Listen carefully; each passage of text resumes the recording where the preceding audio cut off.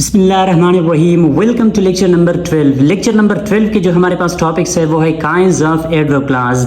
यानी kinds of adverb clause हमने 5 पढ़े थे लेक्चर नंबर 11 में। लेक्चर नंबर 12 में जो हमारे पास काइंड्स ऑफ एडवर्ब क्लॉज है वो है adverb clause of condition, adverb clause of result, adverb clause of comparison, adverb clause of cause and effect. यानी ये 4 काइंड्स हम लेक्चर नंबर 12 में कवर करेंगे।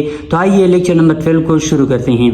तो आज के लेक्चर का जो हमारा पहला टॉपिक है वो है adverb clause of condition. Adverb clause of condition क्या है, एडवर्ब क्लॉज ऑफ कंडीशन के कौन से हमारे पास स्ट्रक्चर्स है। यानी एडवर्ब क्लॉज ऑफ कंडीशन इंतहाई ज़रूरी है। इसका बोलने में यानी टेस्ट के लिहाज से इसको बहुत ज़्यादा इस्तेमाल किया जाता है, ठीक है।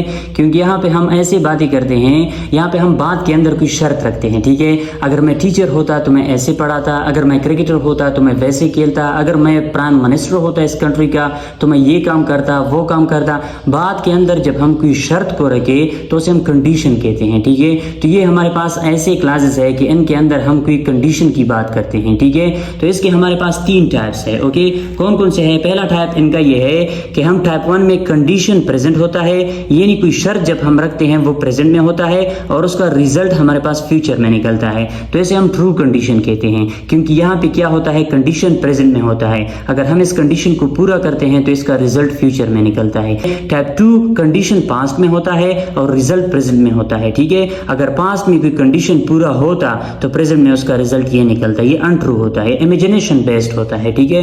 हम अपने दिमाग में कोई इमेजिनरी सिचुएशन को लाते हैं और उसके ऊपर बात करते हैं। नंबर 3 में हमारे पास कंडीशन पास्ट परफेक्ट में होता है और इसका रिजल्ट पास्ट में होता है, ठीक है। ये भी अनट्रू है, ठीक है। ये इमेजिनेशन बेस्ड है, ठीक है, ये अनट्रू है। अगर ऐसे होता तो इसका रिजल्ट वो निकलता, अगर वैसे होता तो उसका रिजल्ट अभी वो निकलता। ऐसी बातें होती है इसमें, ठीक है। इसको आइए मजीद डिटेल से पढ़ते हैं। ये सिर्फ हमारे पास स्ट्रक्चर्स थे, ओके। आइए देखते हैं कि कंडीशन हमारे पास होता क्या है, ठीक है। कंडीशन मींस नीड और requirement that must be fulfilled or completed before achieving result. Condition का मतलब हमारे पास जरूरत होता है, ठीक है। That must be fulfilled or completed, कि जो हमारे पास मुकम्मल हो या पूरा हो बिफोर अचीविंग रिजल्ट। रिजल्ट को हासिल करने से पहले हमने कंडीशन को मुकम्मल करना है। यानी कंडीशन जब हमारे पास मुकम्मल हो तो उसका रिजल्ट हासिल होगा। We use conditional clause or conditional sentence to show condition that must have taken place. हम कंडीशनल क्लॉज को या फिर कंडीशनल सेंटेंस को इसलिए इस्तेमाल करते हैं that must have taken place, मतलब ऐसे कंडीशन को शो करे जो पहले से मुकम्मल हुआ हो, ठीक है। यानी कंडीशनल क्लॉज या फिर कंडीशनल सेंटेंस के अंदर ऐसे कंडीशन की बात करते हैं जो पहले से मुकम्मल हुआ हो, ठीक है। Conditional clause is always introduced by F, therefore it is also called F clause. Conditional clause को हम हमेशा एफ से शुरू करते हैं, ठीक है, इसलिए हम इनको एफ क्लॉज भी कहते हैं। एडवर्ब क्लॉज ऑफ कंडीशन को हम एफ क्लॉज भी कहते हैं क्योंकि इनको हम हमेशा एफ से शुरू करते हैं, ठीक है। अब आइए देखते हैं कि conditional sentence versus conditional clause में क्या फर्क है, ठीक है। कंडीशनल सेंटेंस क्या होता है और कंडीशनल क्लॉज क्या होता है, आइए इनको पढ़ते हैं, ठीक है। कंडीशनल क्लॉज हमारे पास क्या होता है? Conditional clause is a kind of adverb clause that always shows condition. Conditional clause हमारे पास एडवर्ब क्लॉज का एक काइंड है दैट ऑलवेज शोज कंडीशन, जो हमेशा कंडीशन को शो करता है, यानी शर्त को शो करता है कि अगर ये पूरा हुआ तो उसका रिजल्ट ये निकलेगा, अगर वो पूरा होगा तो उसका रिजल्ट वो निकलेगा। It can not be written alone, इसको हम जुदा नहीं लिखते, ठीक है। For example if she studied hard, अगर उसने सख्त मुताला किया होता। If I have a car, अगर मेरे पास कार होता, ठीक है। तो क्या होता, इसको हम अलहदा नहीं लिखते क्योंकि इनका मीनिंग मुकम्मल नहीं है और यहाँ पे ये कंडीशन शो होता है, ठीक है। इफ शी स्टडीड हार्ड, अगर वो सख्त मेहनत करती, अगर वो सख्त मुताला करती तो फिर क्या होता, ये कंडीशन अगर पूरा होता तो फिर वो क्या करती।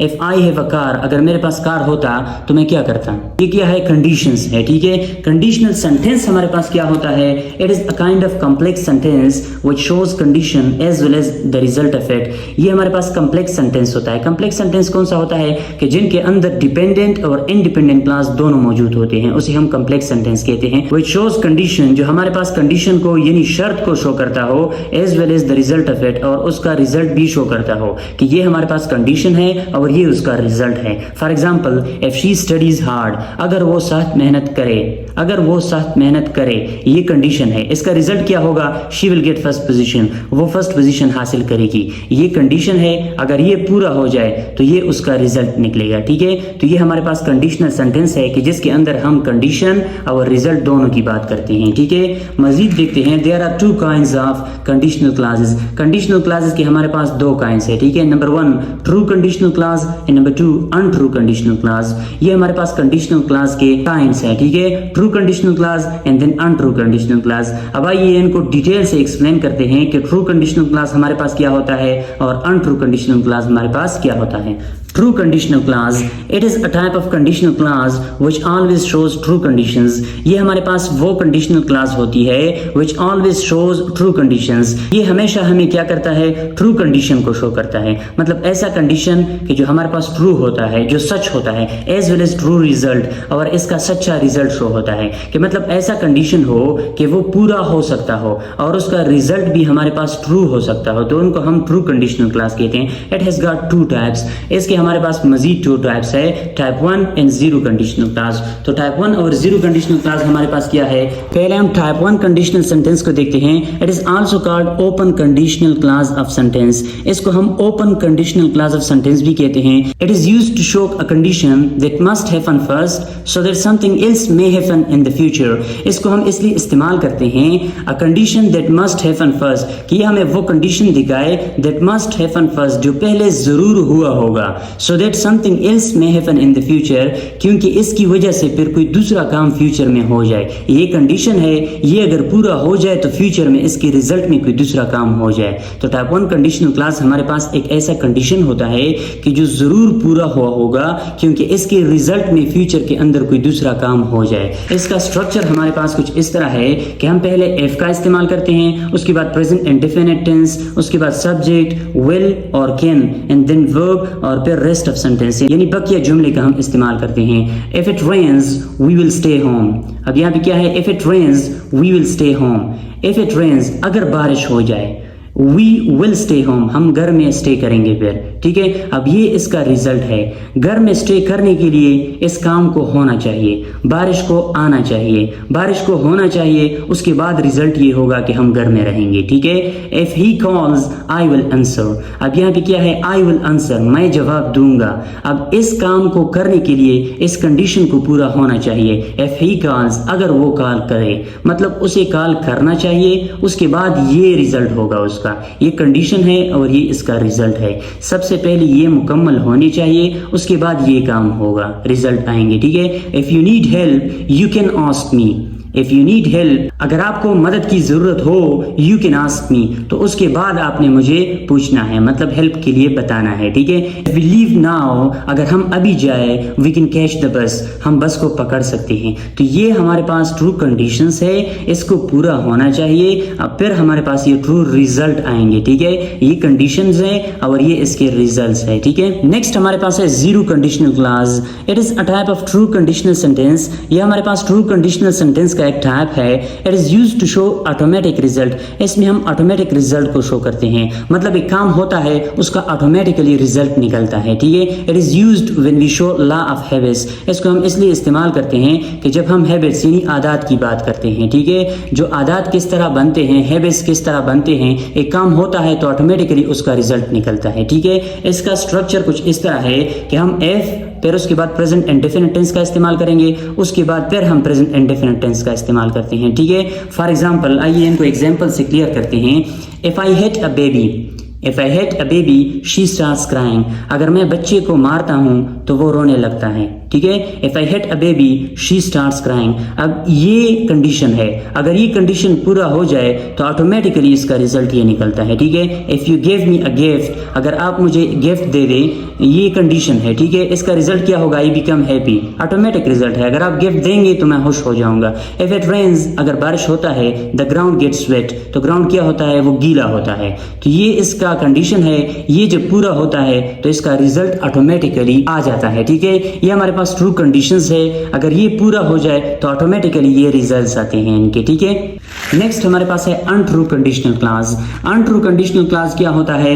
It is another kind of conditional that shows unreal condition as well as unreal result. ये हमारे पास वो कंडीशनल होता है कि जिनमें हम अनरियल कंडीशन की बात करते हैं और फिर अनरियल रिजल्ट की बात करते हैं। ये हमारे पास इमेजिनेशन बेस्ड होता है, ये हमारे पास रियल नहीं होता, ट्रू नहीं होता। It is completely based on imagination. ये मुकम्मल तौर पर हमारे तसव्वुर की बात होती है, यहाँ पे इमेजिनेशन की बात होती है, रियलिटी में ये एग्जिस्ट नहीं करता, ठीक है। इसके हमारे पास 2 टाइप्स है, ठीक है। It has got 2 types, type 2 and type 3। तो टाइप 2 और टाइप 3 क्या है, आइए इनको डिटेल से समझते हैं। टाइप 2 में हमारे पास है it is also called unfulfilled और इम्प्रोबेबल कंडीशनल। इसको हम क्या कहते हैं? अनफुलफिल्ड यानी जो पूरा नहीं हुआ हो, और इम्प्रोबेबल कंडीशनल ऐसा शर्त जो कि इम्प्रोबेबल हो, नामुमकिन हो। मतलब कोई ऐसा शर्त हो कि जो अभी पूरा होना उसका इम्पॉसिबल हो, नामुमकिन हो। It is used to show that something is impossible to do in present due to a condition which was not fulfilled in the past. इसको इसलिए इस्तेमाल किया जाता है that something is impossible to do in present, कि किसी काम का अभी होना इम्पॉसिबल है ड्यू टू अ कंडीशन, उसी हालत की वजह से, उसी शर्त की वजह से, व्हिच वाज नॉट फुलफिल्ड, जो कि मुकम्मल नहीं हुआ इन द पास्ट में। मतलब एक ऐसा शर्त जो कि पास्ट में कंप्लीट नहीं हुआ तो अभी उसका होना इम्पॉसिबल है, ठीक है। It is used to show unreal present result of past incomplete condition. इसको हम इसलिए इस्तेमाल करते हैं कि ये हमें अनरियल प्रेजेंट रिजल्ट दे, मतलब जो प्रेजेंट में वो रिजल्ट अनरियल हो ऑफ पास्ट इनकम्प्लीट कंडीशन, कि जो पास्ट में एक शर्त इनकम्प्लीट है, मुकम्मल नहीं है, उसका जो प्रेजेंट रिजल्ट है वो अनरियल है। मतलब पास्ट में एक एक्शन मुकम्मल नहीं हुआ तो प्रेजेंट में उसका रिजल्ट इम्पॉसिबल है, नामुमकिन है, ठीक है। इसको आइए मजीद एग्जाम्पल से समझते हैं। स्ट्रक्चर इनका कुछ यूं है कि हम एफ के बाद पास्ट इंडेफिनिट की बात करते हैं, उसके बाद सब्जेक्ट वुड, कुड, और उसके बाद वर्ब फर्स्ट फॉर्म, फिर रेस्ट ऑफ सेंटेंस यानी बकिया जुमला हम इस्तेमाल करते हैं। For example, if she studied hard she could get first position. अब यहाँ पे क्या है? इफ शी स्टडीड हार्ड, ये हमारे पास कंडीशन है, ठीक है। एफ से स्टार्ट हुआ है। इफ शी स्टडीड हार्ड, अगर वो सख्त मुताला करती, मतलब ये कि ये काम पास्ट में है, ठीक है, ये बात पास्ट में है। अगर वो सख्त मेहनत करती, सख्त मुताला करती, तो फिर इसका रिजल्ट क्या निकलता? She could get first position, तो वो पहली पोजीशन हासिल करती। इसका मतलब ये है कि वो उन्होंने पहली पोजीशन हासिल नहीं की क्योंकि वो उन्होंने सख्त मेहनत नहीं की। अब ये प्रेजेंट में इसका रिजल्ट इम्पॉसिबल है क्योंकि ये जो काम है ये पास्ट में मुमकिन था, अभी ये मुमकिन नहीं है। तो पास्ट में ये काम इनकम्प्लीट है, उन्होंने सख्त मेहनत नहीं की है, इसलिए जो रिजल्ट उनका निकला है वो फर्स्ट पोजीशन उन्होंने हासिल नहीं की। It means she did not study hard, due to which she could not get first position. उन्होंने सख्त मेहनत नहीं की है, इसलिए उन्होंने फर्स्ट पोजीशन हासिल नहीं की है। ओके, इसमें आइए नोट को देखते हैं। When the sentence is positive, it gives negative meaning. When the sentence is negative, it gives positive meaning. यहाँ पे ये होता है कि जब सेंटेंस हमारे पास पॉजिटिव होता है तो वो हमें नेगेटिव मीनिंग देता है, और जब सेंटेंस हमारे पास नेगेटिव होता है तो वो हमें पॉजिटिव मीनिंग देता है। ये किस तरह मुमकिन है? आइए इनको एग्जाम्पल से समझते हैं। If he slept well, he could attend the class. If he slept well, अगर वो अच्छी तरह सोता, he could attend the class, तो वो क्लास को अटेंड कर सकता था। पॉजिटिव सेंटेंस है, इसमें not का इस्तेमाल नहीं हुआ है with a negative meaning, मतलब इसका नेगेटिव है। If he slept well, अगर वो अच्छी तरह सोता, he could attend the class, वो क्लास अटेंड कर सकता था। इसका मतलब ये है कि वो अच्छी तरह नहीं सोया है और क्लास उन्होंने अटेंड नहीं की है, नेगेटिव मीनिंग है, लेकिन सेंटेंस पॉजिटिव है।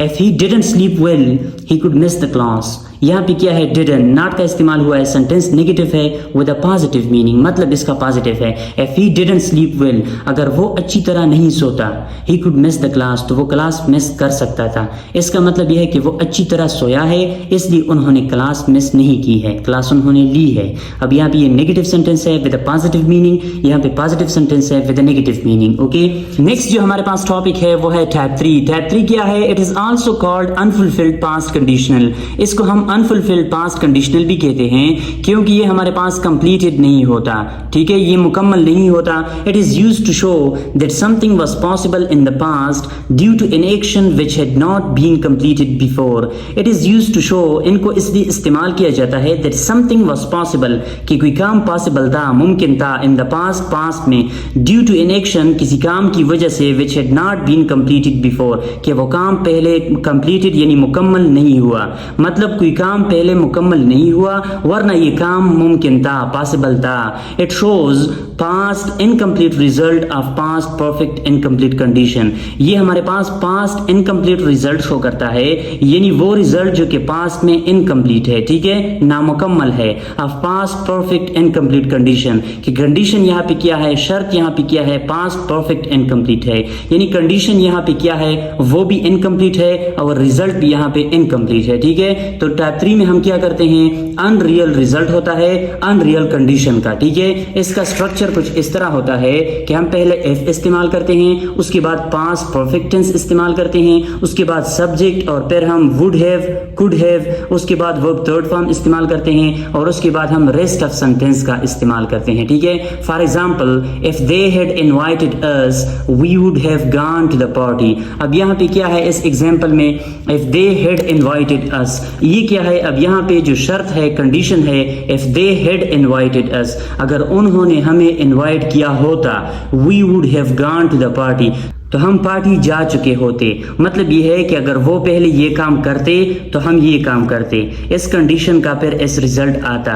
तो ये जो कंडीशन है ये इनकम्प्लीट है, ओके, ये पास्ट में इनकम्प्लीट था तो इसलिए इसका रिजल्ट भी पास्ट में इनकम्प्लीट था, ठीक है। It means we didn't go to the party, कि हम पार्टी में नहीं गए, because they had not invited us, क्योंकि उन्होंने हमें इनवाइट नहीं किया था, ठीक है। तो इसका जो कंडीशन है वो पास्ट में इनकम्प्लीट है और रिजल्ट भी इसका पास्ट में इनकम्प्लीट है, ठीक है। नेक्स्ट जो हमारे पास टॉपिक है इस लेक्चर का वो है मिक्स्ड कंडीशनल। मिक्स्ड कंडीशनल कौन सा है, in this condition we mix the conditions and results of type 2 and type 3। यहाँ पे हम क्या करते हैं, टाइप 2 और टाइप 3 का हम कंडीशंस एंड रिजल्ट को आपस में मिक्स करते हैं with each other for stress देने के लिए, किसी बात पर जोर डालने के लिए हम क्या करते हैं, टाइप 2 एंड टाइप 3 को हम मिक्स करते हैं, ठीक है।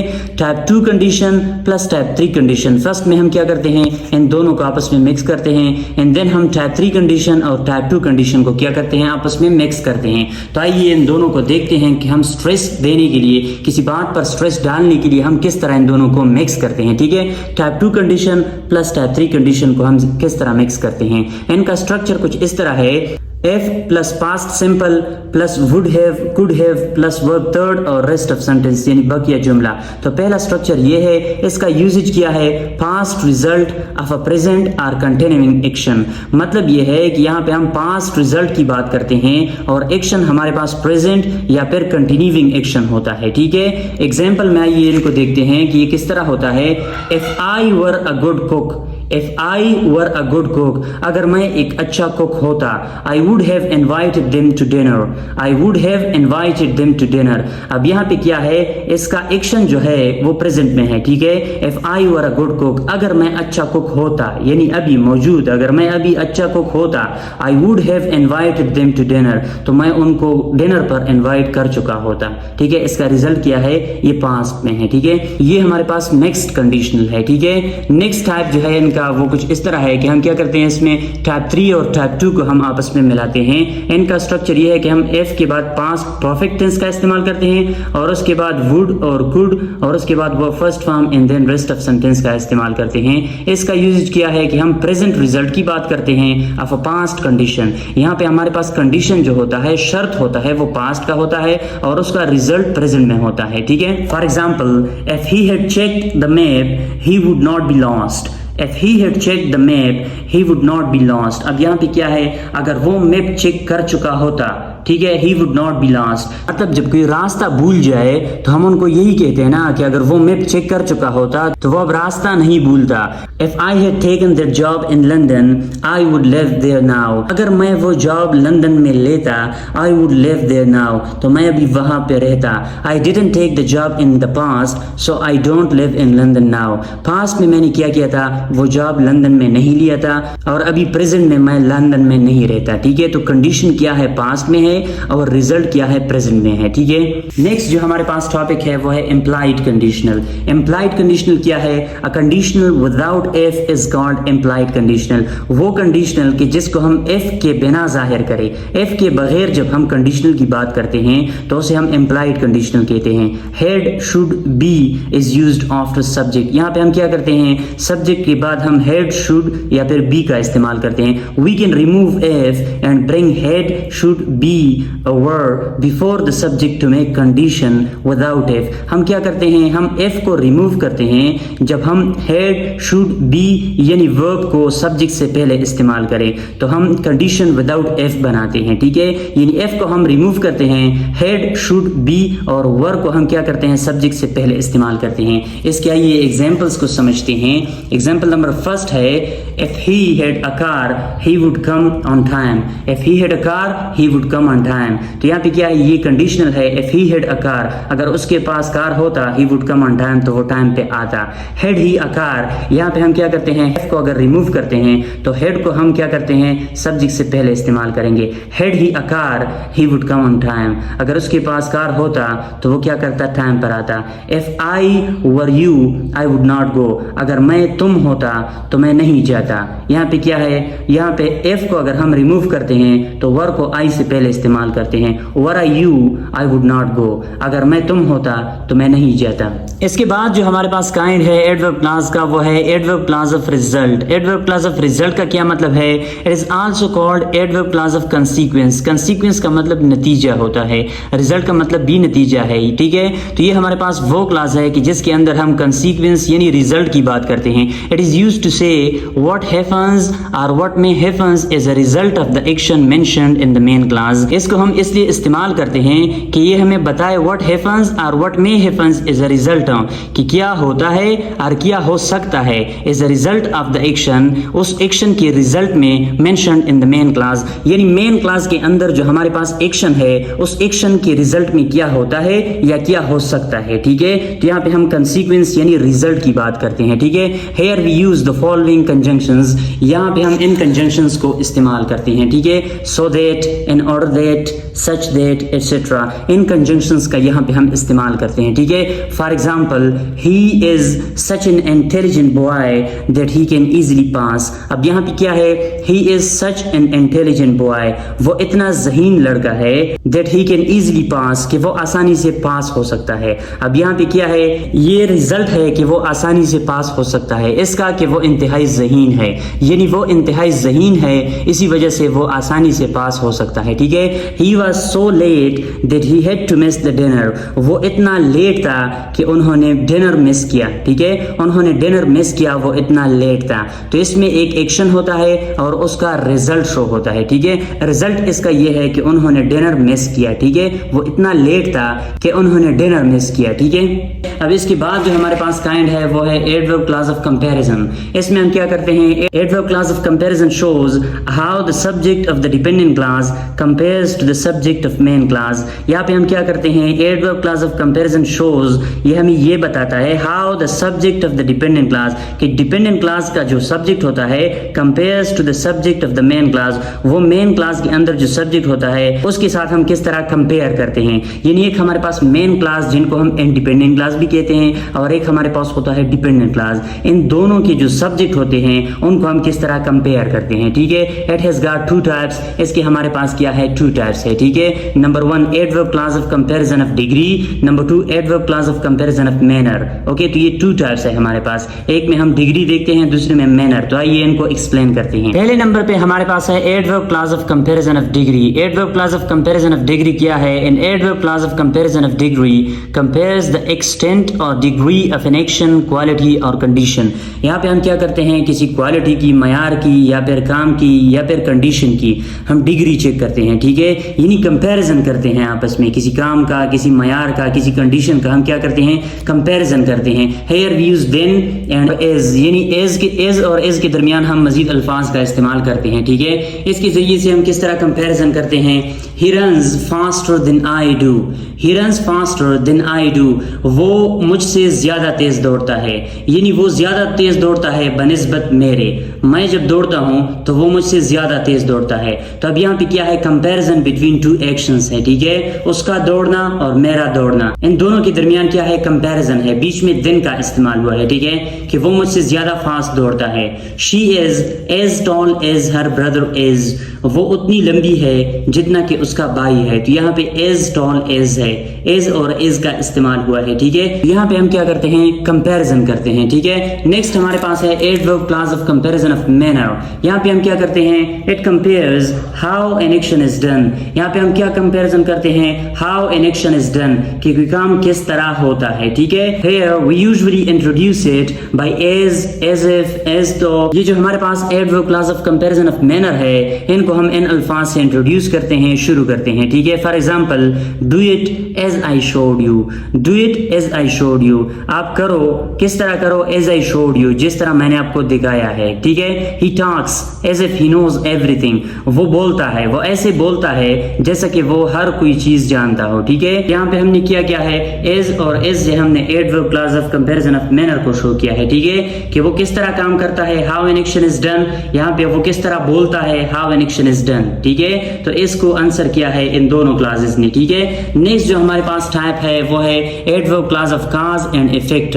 Adverb clause of cause and effect में क्या होता है, यहाँ पे कॉज एंड इफेक्ट होता है, ठीक है, यानी वजह होता है और उस वजह का कोई असर होता है, ठीक है। इसमें क्या करता है, it indicates why something happens, ये हमें ये शो करता है व्हाई समथिंग हैपन, कि कोई चीज क्यों होता है, कोई चीज क्यों होता है, यानी जब कोई चीज होता है, कोई काम होता है, तो उसके होने का कोई वजह मौजूद होता है, ठीक है। Here we use the following adverbs, यहाँ पे हम इन adverbs का इस्तेमाल करते हैं, because, as, since, in case, hence, thus, as a result, consequently, etc. In adverbs का यहाँ पे हम इस्तेमाल करते हैं, ठीक है। For example, Ali bought a new car because he got a new job or a better job. Ali ने नई कार खरीदी क्योंकि he got a better job, क्योंकि उनको अच्छी जॉब मिली।